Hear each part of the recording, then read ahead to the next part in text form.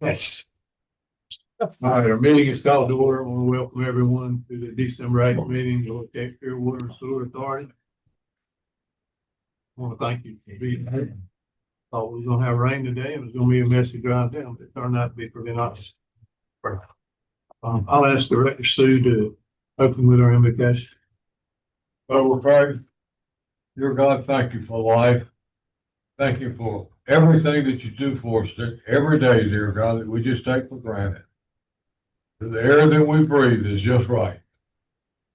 And there's no other place else around. And you can do everything, God, but man's limited. Man can't even make water. No way. But you can, dear God. You can do anything you want to do. But God, our deliberations here today, and let us do what's best for the people of southeastern North Carolina. These things we ask in the precious and the holy name of Jesus and for his sake. Amen. Pledge allegiance to the flag of the United States of America, to the glory of the stands, one nation under God, indivisible, with justice for all. Yes, sir. Damian Buchanan. Yep. Patrick Vaughn. Yes. Lane Edge. And has to be excused. His wife fell and broke her arm yesterday, so he's on the way here with seeing an orthopedic doctor this morning. Jerry Groves. Here. Harry Knight. Yes, ma'am. Al Leonard. Here. Scott Phillips. Here. Charlie Ravenbart. Here. Bill Sapo. Here. Chris Smith. Here. Bill Sue. Here. Phil Tripp. Here. Frank Williams. Here. Rob Zappel. Here. Okay, first thing on our agenda this morning is approval consent agenda. Mr. Chair, I'd like to approve items C1, C3, C4. I'd like to hold C2 for clarification. Motion, I'll second C1, C3, and C4 if you want to do it that way. that's fine. Well, either that, we can do the question now and do the whole thing all in one shot, but I didn't want to jump Both over. sides, if you don't. Yeah, I just wanted an update, excuse me, I would like to hear an update on the developing a strategy to address ongoing issues with the VFDs. This is an issue that we talked about last month, and I thought I walked away with it was under control. I'd just like to know, has it been fixed? We're dealing What's with going on? Thanksgiving and then, so no, it's not been fixed quite yet. David, you want to? Well, I mean, it's, all I can tell you is that Mr. Underwood and T Mike are in the process of working, trying to come up with a solution. Randy Air, that's listed on here, is a contractor that works with our Brunswick County I&E department. And, he is helping coordinate, getting the information from us to T Mike, about these drives and about the electrical system in general. Gathered some information from Duke Energy this week, with thanks from help from CFWA, and just trying to get them all the information they can to try to come up with a solution for this. It's not something that is necessarily specific to the new drive. I think it is something that is Yeah, I mean, amazing. part of all three of these T-Mike drives. It's not just this brand new drive. It's still being worked on. So we're still monitoring it, but it's not solved yet. Concern, of course, this is brand new equipment, and it's now been offline for 2 months, or it's been having issues for 2 months. When do we simply replace the new equipment with new equipment and hold the vendor responsible? I don't, without getting too much in here, I don't think the vendor believes it's their issue on their side. And we're not necessarily convinced it's an issue on their side. But I understand it. We're almost thinking it might be a Duke Power issue, but I may be sticking out a turn here a little bit. It's more complicated than that. It's this is an electrical engineering type problem. This has to do with harmonic noises. And these harmonic noises that are coming from these drives are causing us issues on our lower voltage stuff, on our electronic stuff. Any kind of small VFD, any kind of, we have a little power, DC power, device that makes DC 24-volt DC control power. It'll zap that from time to time. It's that noise is getting to our electronics. And, it's not, I don't think it's a bad drive. I think it's an issue that's come up because of the technology change and going from the old drives to these new drives. So it's all about harmonic noise, really, is what it's about. Is the issue compromising our ability to be able to do our work? Not right now. Oh, right now, yeah, that's the best answer. It has potential.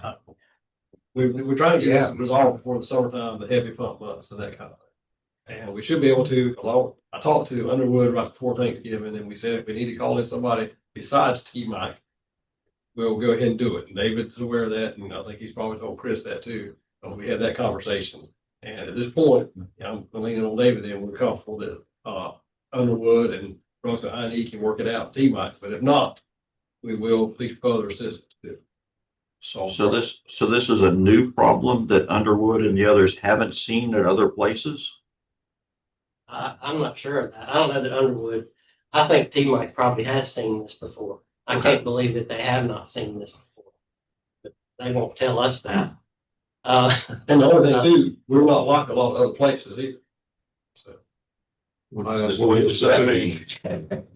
well, I mean, we have bigger machines, I mean, it's just a whole new set of variables that they're dealing with.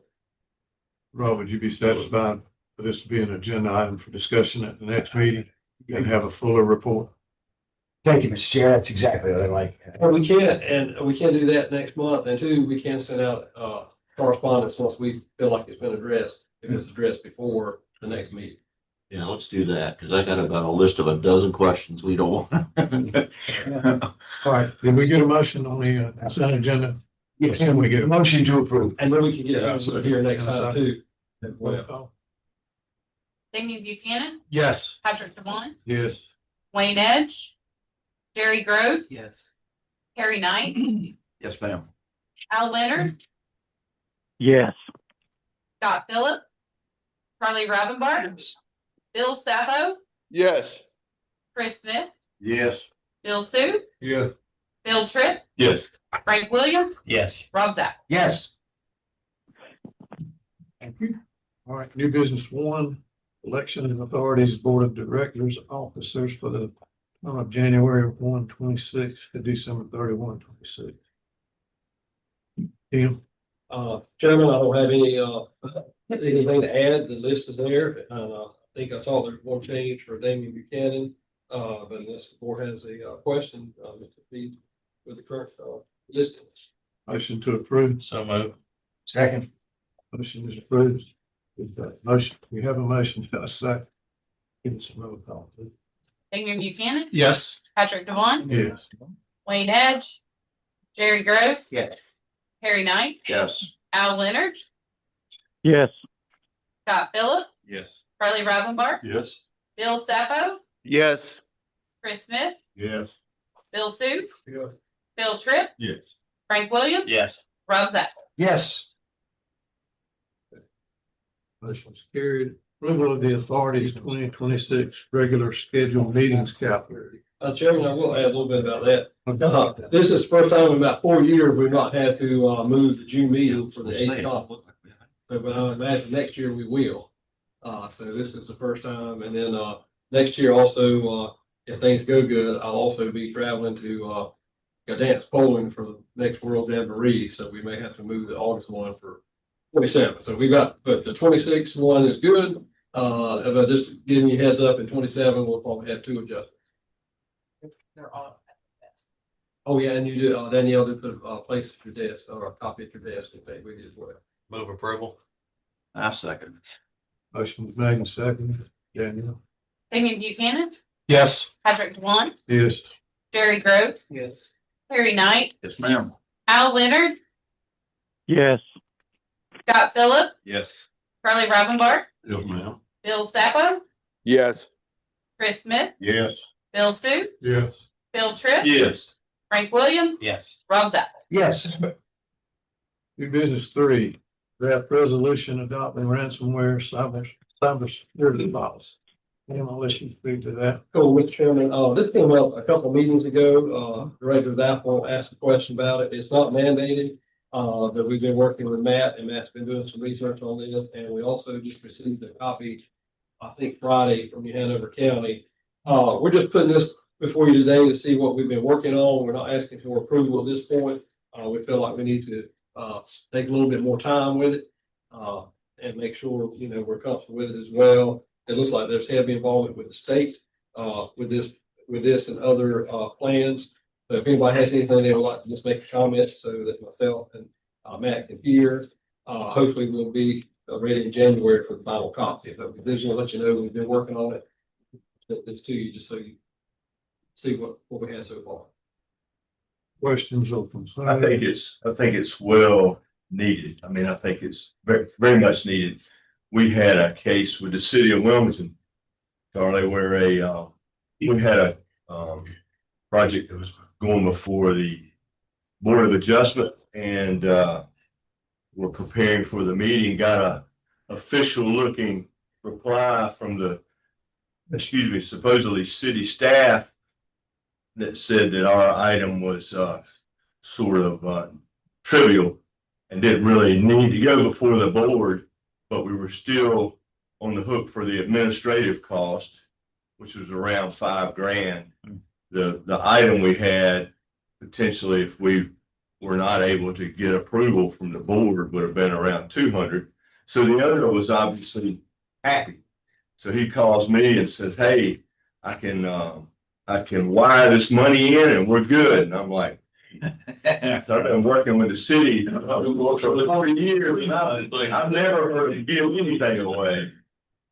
And so I said, if it's true, great. If it's not, so I said, you need to, call into the city. And his wife did. And they're like, no, this is the third one of these we've had, so it's out there. Tim, last year, town of Wallace also got ransomware.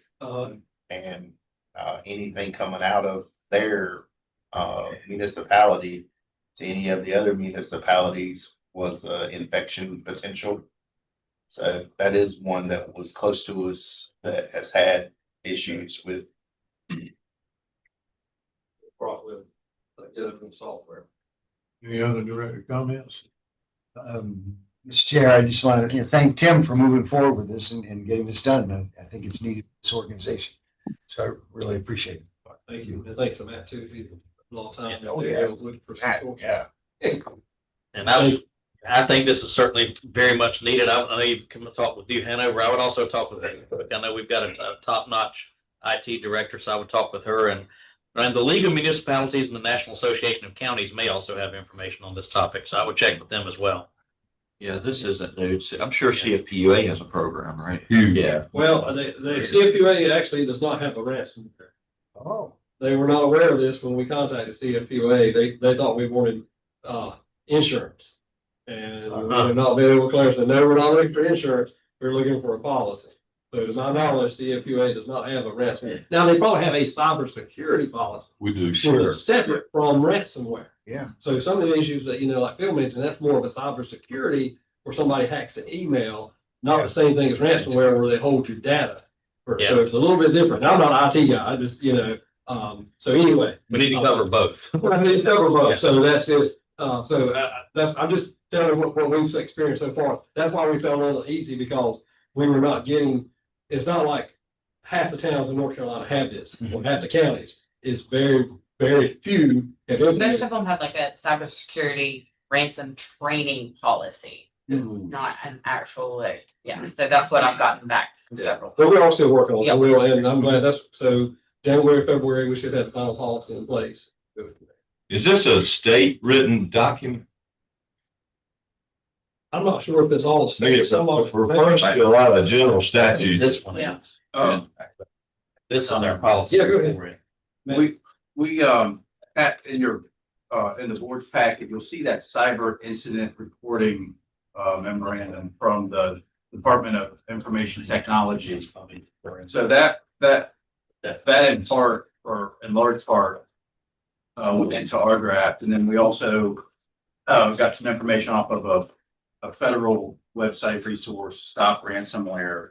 And but I think the main takeaways that we had are that the North Carolina general statutes prohibit any local government or state agency from paying ransomware. And then secondly, what I took away was if there is any sort of cyber incident, it needs to be immediately reported to the state, whether you think you need help or not. It needs to be immediately reported to the state. And then they have a joint cyber security task force that is a team of experts come in to help and get a plan together as to what the extent of the damage may be and then how to address it. But it seems very clear they don't want the local government communicating with the malicious actor. They want the state to be contacted immediately and be the lead on. And I think one of the reasons they want you to contact the state is if it's not an isolated incident, if it's happening to 10 or 12 local governments, the state EOC and state cybersecurity, whatever their organization is, will probably get involved in because it could be a coordinated thing attacking more than just one entity as well.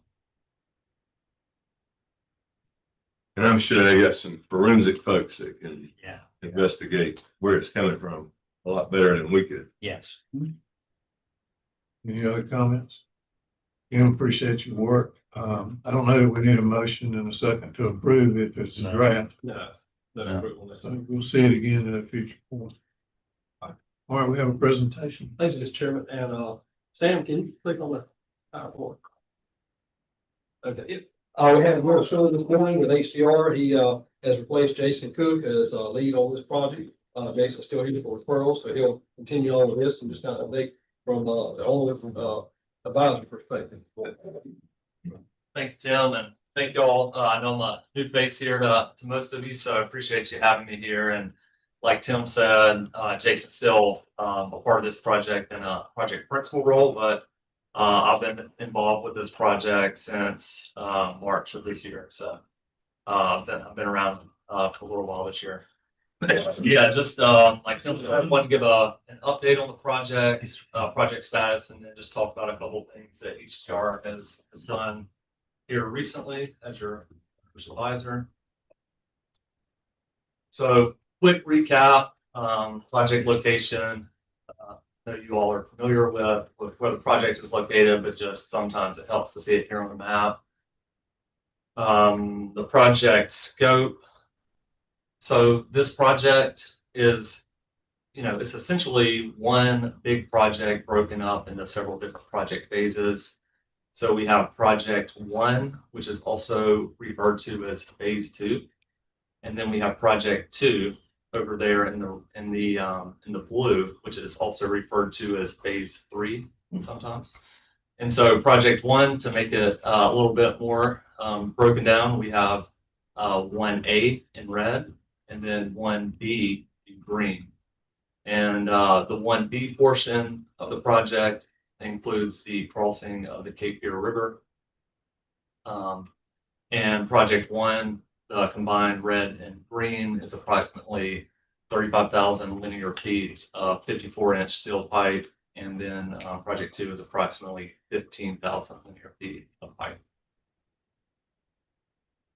So project status for project 1, again, broken up into 2 phases, A and B. So for A, you can essentially think of that as 100% complete. You have a tie-in that we need to do, but you can think about that as 100% essentially. And then 1B is approximately 86% complete with around 21,000 linear feet of that pipe installed with a total percent complete install of 90%. And then if you look at the bottom of the slide, that is the pay applications for project 1 only from the design builder, Barney. And so, we'd like to look at this and the burn rate of their invoices that come in. And so that's about 24 invoices there. The first 10 are kind of on the lower end, let's say $500,000 and less. And that is the kind of the getting the project started phase, mobilization, maybe some clearing, just the work that they have to do to set up for when they're out in the field. And then there's a big jump around pay application 11. So that's when, after the submittals and materials have been procured or ordered and the materials get to the site and then they invoice for those. And then where you really see the work starting to occur is the past 12 pay applications or past 12 months. And so they're set up, they've got everything out there, and then they can really hit the ground running, and that's reflected in their pay applications. And the team has done a great job. Garney and McKim-McCree, they've done a really good job working with us through those. When we review those pay applications, David Fournier, who you know back here, reviews those from a construction standpoint, making sure they're the percent completes that they're doing for each line item are reflective. And then you see that puts the total cost percentage, what they've invoiced to date, at around 86% complete. So that really tracks well. You like to see that track well with what they installed above. And so that represents about $33.5 million of the total contract for project one. And that total contract includes several allowance items that during the GMP we had to, we had to put some dollars to, but we weren't sure exactly how it would be utilized in the sense of it's kind of a risk management.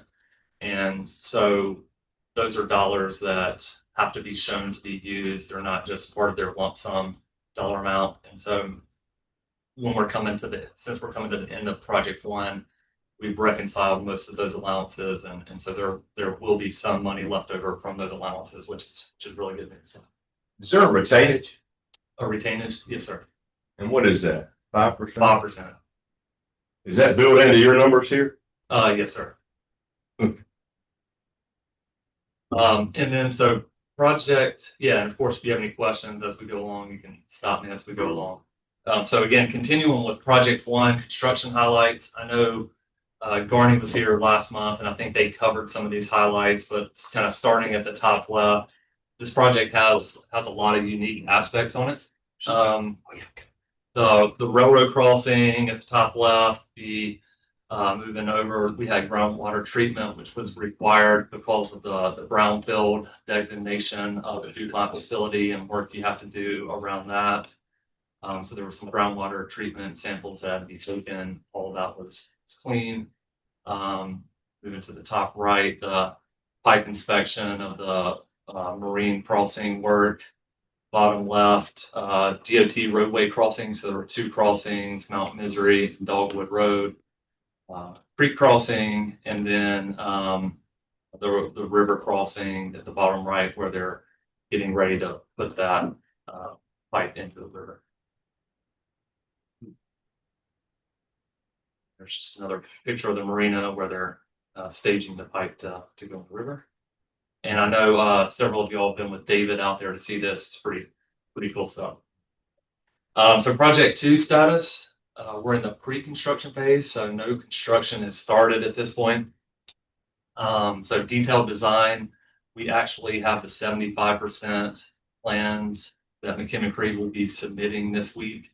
And we also have a page turn scheduled, so the team will be reviewing that later this week. From an easement standpoint, property appraisals have been completed, and so that's kind of what the attorney is working through the strategy there.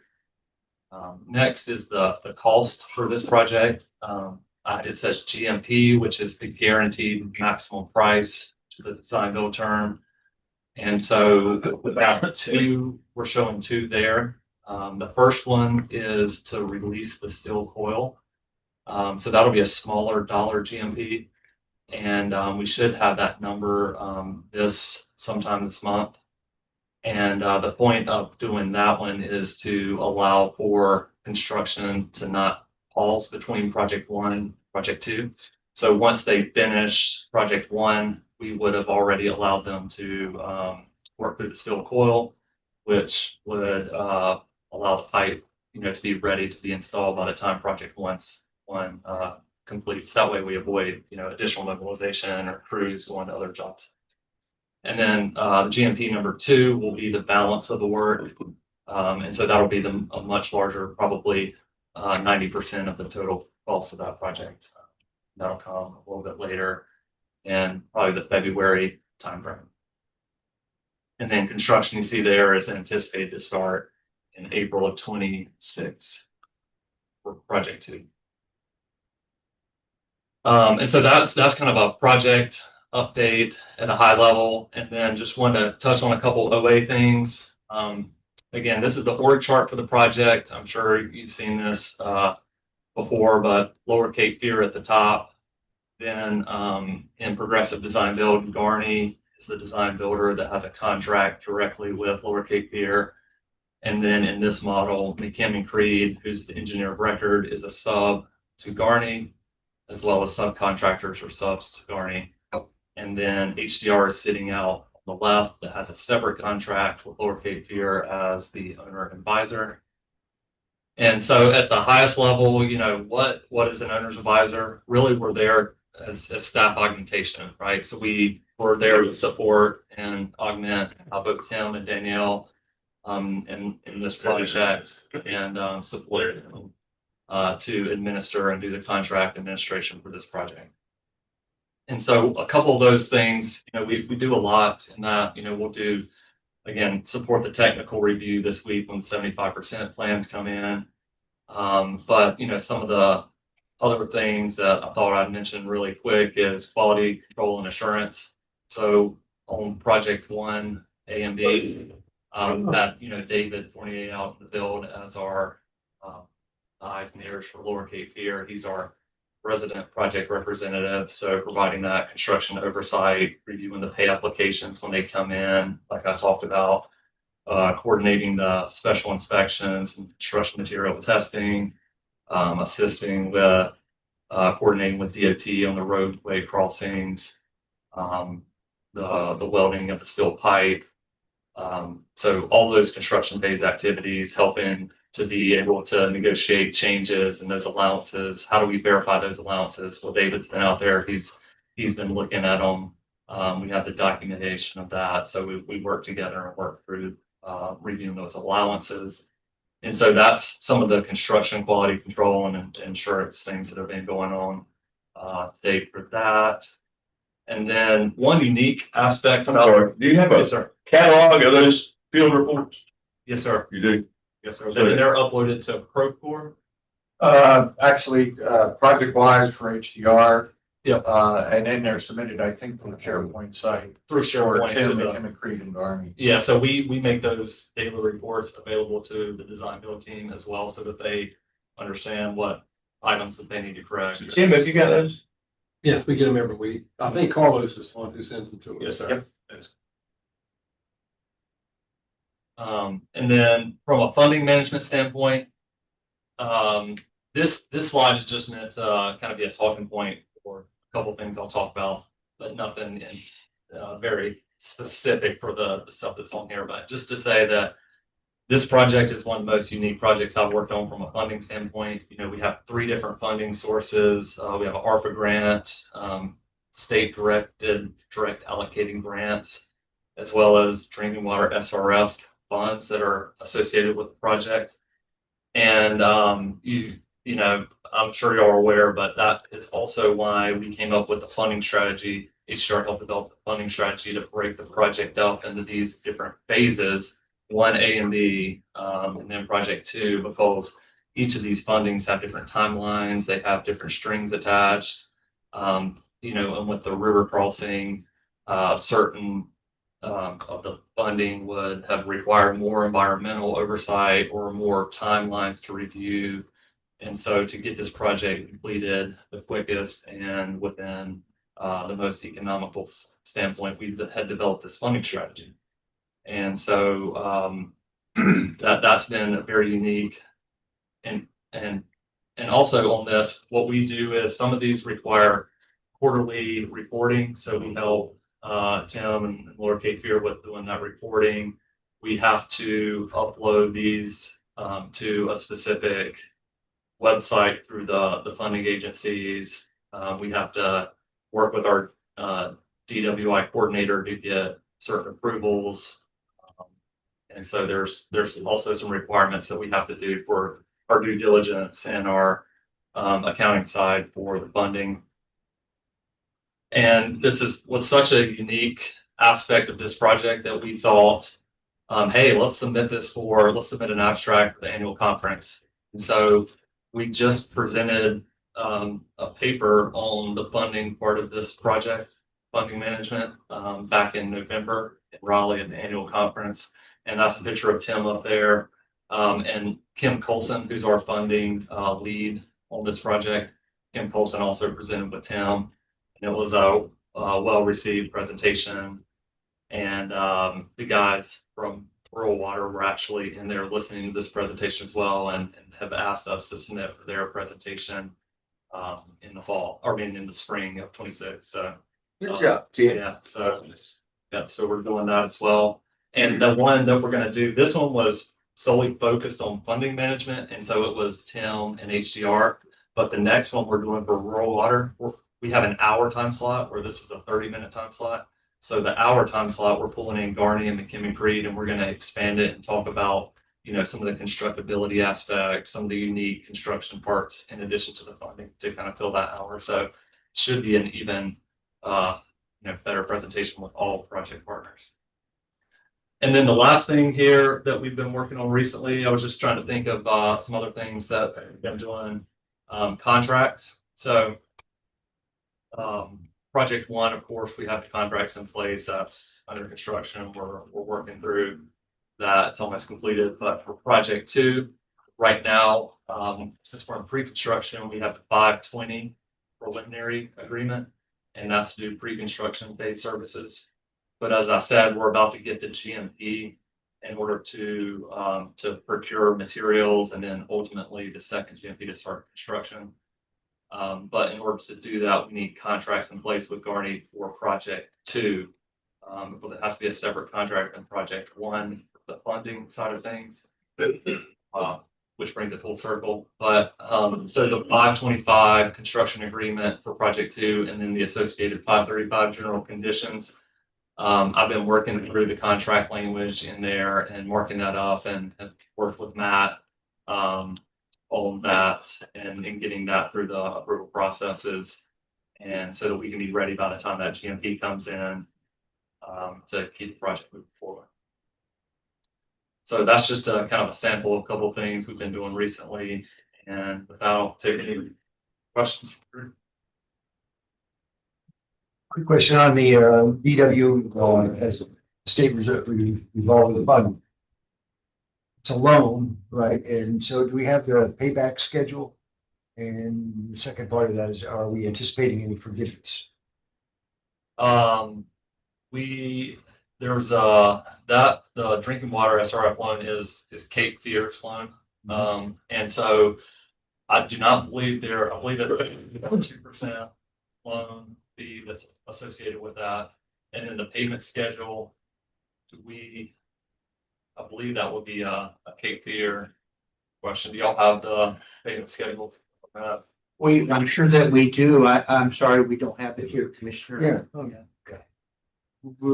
So CFPWA is going to pay it back, or are we involved, Lower Cape Fear Water and Sewer? Yeah, so we're involved in the sense that Garney will invoice as a part of the application, will come through to Lower Cape Fear, and then Lower Cape Fear will submit a reimbursement from Cape Fear, who will submit a reimbursement to the state. Because they're the one that got the drinking water SRF. Great. So it's the CFPWA ratepayers who will be on the hook for this loan. That's Essentially, yeah. Okay. Trying to. But one positive thing about that is, Yeah. they're going to use this for another more expensive project. Mhm. And so now they're actually getting more bang for their buck for a lot fewer millions than the original project was. So, so they might be on the hook, but they're on the hook for a lot less than they would have been. Just want to make sure that everybody got the positive part of that, and not the negative part. Do we know how much of the project that represents? How many millions? The drinking water SRF, I believe that's 13.5 right now, the latest. Approximately a little bit more than that. And our last estimate here, you would come up with that, we're gonna be using about 13 million and just a few dollars under that. But we don't have the final price yet because we don't have the. GMP, yeah, so it's all based on the estimated GMP, which will come in, and then we'll know exactly how much will come. Now, we talked to the partners back in September. We do expect the project to go over some from the original estimate, but like I said, I hate to put a number out there yet, but it will be like, 10 or 15 million dollars, but it will be a smaller number, somewhere under, 5. So, This is all part of, phase 2 of the project? Project 2. And so the drinking water loan from Cape Fear is only associated with project 2. Right, but project 2 also benefits Brunswick County and all down to 421. So project 2 really comes from the Pender County Interconnect. Right. The project 1 ends at Pender County Interconnect. So Brunswick County and Pender County are basically covered at that point. Project 2 starts at Pender County Interconnect and goes down to 421, where we have a meter vault. And there'll be a future project to go from there to this one. So project 2 basically benefits the Cape Fear, and also the 421 Industries. There's a couple of users there that needs the raw water. And so that's why also our funding is going for that part of it. But what Tim alluded to was this money was originally for the Twin 24s and was our line. And we had a low estimate, but when they finally got the cost there, it was multiple times more than what the funding was for. So as Tim alluded, it was much more economical to go into this partnership and we all benefit together. The reason behind my question that is, first off, I just want to get a handle on it.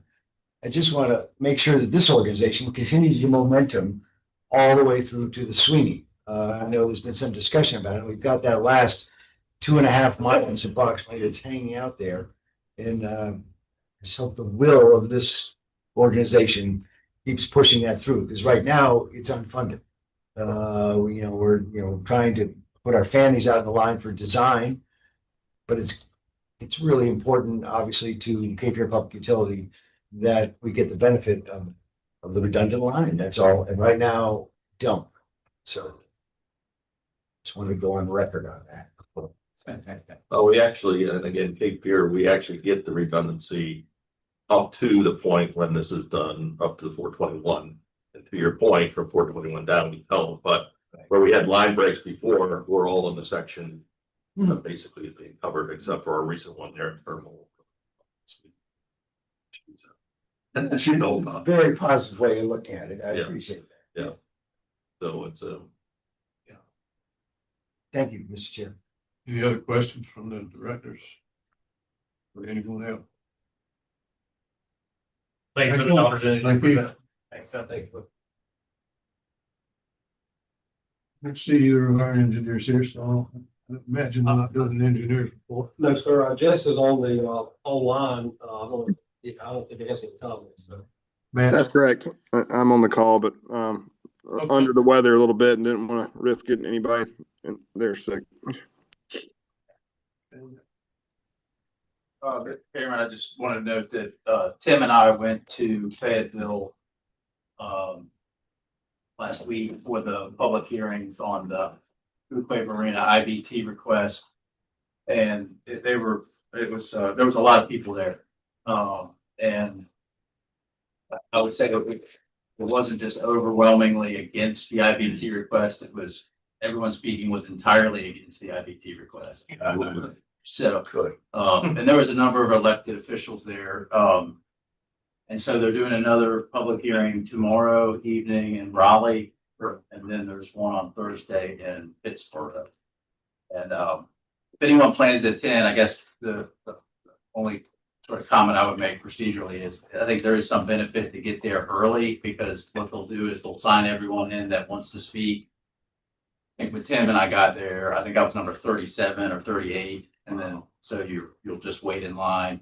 It will let the elected officials speak first. So we'll let all the elected officials speak first, and then they'll move to the sign-in list. So again, I was 37 or 38, Tim was 39. So I would expect there to be as many or more people around. And we do have a chairman, Harry Knott and Matt are going Tuesday. I'm going Tuesday as well, but I'll already be in Raleigh, so I'm meeting you there, but I think they might have room for a couple more. If somebody else. My car's full now. Okay. And the guy was, Okay. take your realtors with me. I'm thinking the government affairs firm. What time should we get there then, Matt? If it starts. We just get it about 5, I think about 5:30. At the latest, 5:15. 5:30 is helpful, because I think, it will save you time on the end if you don't want to wait till the end of the hearing to speak. You can sort of get in earlier and make your comments and leave earlier. Director Williams. One question is, I will not be able to attend that event, but is there still a way to submit comments electronically? You can do written comments and we can get you that. I You think can send that to all of us, just because I think the more they hear from, the better. And I think one of the messages needs to be, it's nice of y'all to have public hearings way up there, but we still need to press that measure of have one down here where the people who are affected actually live. we're gonna still pressure, but I will be Yeah. honest, our lobbyist a couple of weeks ago talked to the chairman of the EMC. And his statement at that time, unless he's changed, was we're only required to have one, we're having 3, we're not planning on any more. So I don't know. Maybe we need to talk to the people who appointed the chairman of the EMC. Yeah, so that's good. So we're still pushing for it, but I'm not so sure how that's gonna help. And I know the chairman, and he's a nice guy, but he's wrong on. Yeah. Don't just do what you're required to do what you should do. Yeah, and they mentioned that at the meeting last week too, about equity and that type of thing, as far as like, having a voice in this area as well. I think. What's the deadline for the electronic comments to be So submitted? extended to April 1st. So we got time to get their server with high volume of emails? Yes. They. Yeah, we'll get that link out. I gotta find out. I think I have the QR code, but we'll get the link out too as well. And I will say, Mr. Chairman, I did submit for the record this board's resolution that this board passed last month. And I read a few excerpts from it with the limited time. And then to Commissioner Williams' point, I did ask them to have a hearing in New Hanover, Pender, or Brunswick. And Ken Waldrop did the same. Ken spoke on behalf of the CFPUA, and that was one of the focus points of his discussion. I think Ken mentioned too, which I don't know that I knew this, is Ken is a former EMC member and a review officer. But he made the point that he really thought that there needed to be a hearing in this region. So, see. Did you get a feel of any, conversation that was going on with the committee itself? The full committee's not. Yeah, there. the committee's not there at that meeting.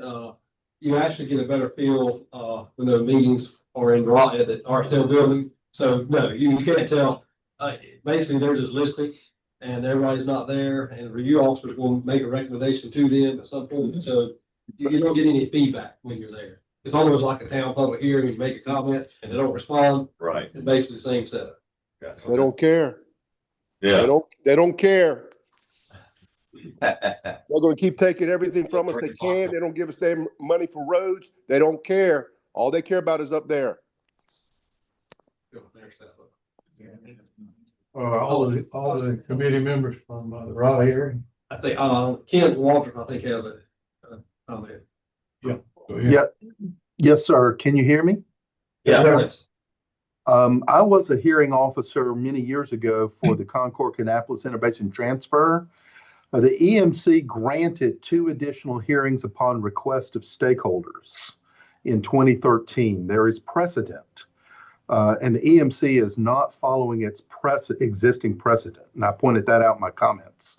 I agree with Commissioner Williams that the chairman should be reminded by the appointing body of his responsibilities and encourage this body to communicate that.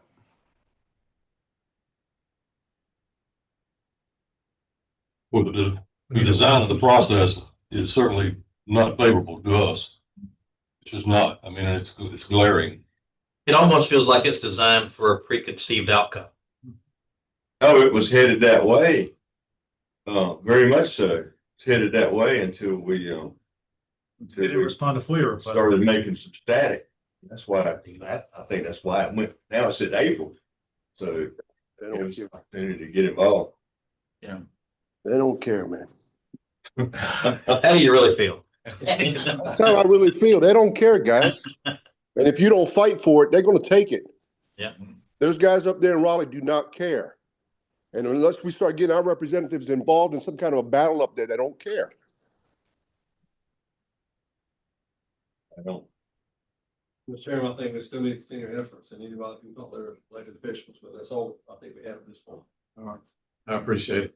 Executive Director's report. I just want to jump right to, as far as the, water usage projections, we are currently in the black for this, budget year, it's 66,000, so that's good. Last year, we were almost 60,000 under. So now we're getting ready to hit the slower months as far as water usage, so hopefully we'll, maintain that. I do want to show you, this is the, rental house, that we've been talking about for such a long time. We had the asbestos removed. We had talked about burning it, but then, you know, with the trees and everything around, we decided to have it demolished. And the low bidder was around $10,200. That's some pictures of the process, and that's the end. So, see in the beginning, and then you go back, and that's what it looks like now. Now, our next plans are to go in, find some gravel areas and make it a yard. If you look over to the left where the two trees are, there's some pipes that are kind of our bypass pipes for problems. And so we're going to make it a little more organized pipe yard. And so that's our next step, and then that should be done. So I know we've been talking about that. February of 26 will make 2 years. So we came up under a little bit as far as not letting it go for 2 years, but it was a long process. I think that's all. Made the right choice, I believe. All right, that's all. We talk about tomorrow night. We move it on this side. Okay, Mr. Chairman, that's all I have. About the budget, status. There's a, Well, that's just a line item report. I usually don't comment on that unless you have a question about it. well, I was gonna point out to you, there is a number there, made that. Yeah, we had an extra 7 in the right-hand column. Okay, anything for the, we thank the directors, isn't it? Future comments? I know we're gonna have the, update on the next meeting. Update on. Yeah. And we'll have also elections. I think our lobbyists are going to be here in January to talk about things they've been doing. Okay. Any update on the press conference? No, I'll have to reach back out to CFUA. No. We talked about it, but I have not heard any more progress on that at this time. Any public comment? Mr. Chair, I did have one follow-up, Tim. Your note there, participating in discussions with CFUA, you can agree about potential check dam issues near the bank of the Cape Fear River. Yeah. You just provide me a little bit of detail on, I'm not quite sure I knew what you were talking about. There's down below the dam, when you're on the Wilmington side, I think there's either 7 or 8 check dams that are on private property. Oh, we're trying to ascertain, does the Army Corps put those in, or who put those in? But the issue is there's a little bit of water seeping around those edges on those check dams, and there's a potential that it could wash out and cause water to go a different route, and maybe decrease the storage behind, and it would cause a problem at first for CFU intakes, and then possibly even for Kings Bluff intakes. We're trying to get all the people involved now so we can have a more detailed report for you guys. We don't know if it's a problem that we really need to address or just do a study and that type of thing. All those check dams, because if the Corps is not going to fix them and it is a problem, then we'll have to see, what's our plan to fix this potential problem. There's several little creeks and all, and the way I understand it, years ago you could walk over the creeks, and now they're like 8 feet wide, and so we're just worried about a storm coming through and washing out and affecting our storage and intakes as far as the water we use. so all those check dams are upstream of Lock and Dam number 1. Yes, I think there's some on it. There's like 8. I think there's some that stream above it. And If there's work to be done, it'll require federal funding to fix too. Corps of Engineers. And the Corps not spending any money on that, or I can't even tell you last time, but I mean they closed in 1997, so no money. Now the fish dam was done, but I'm not sure that was Corps money. I think that was state. I think that's state money. Thank you. A motion to adjourn. Second. Moved and got second. Yeah. We're adjourned. Roll call if unanimous. That's not good. And. Make my